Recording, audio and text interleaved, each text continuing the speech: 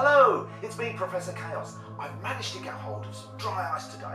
So today's mad scientific experiment is the aptly named dry ice bomb.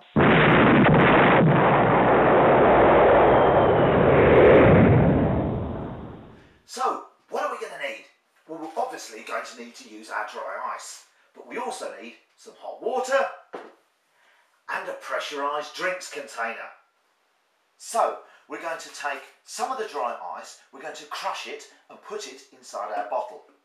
We're then going to add some hot water. The ice will then begin to melt and turn into a gas. This is called sublimation. What we're going to do is stop it from venting by sealing the container. This container is special. It's built to take high pressure. So the gas inside is going to build up and build up and build up until the container can no longer take it. When that happens, this ruptures, causing a massive explosion as the gas inside bursts outwards. So this will explode, but what we're going to do is put a bucket over the top. So when this ruptures, the shockwave will pass through the bucket, giving us some brilliant effects. So let's go outside and give it a try.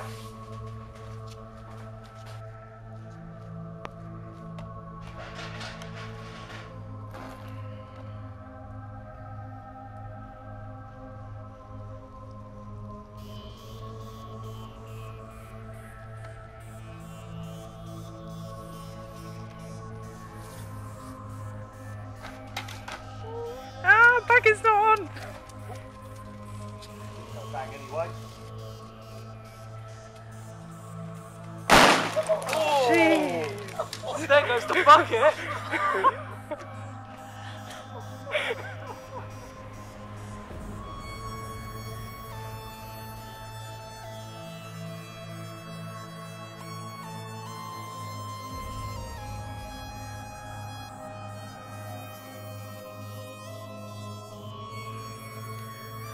So, there you have it.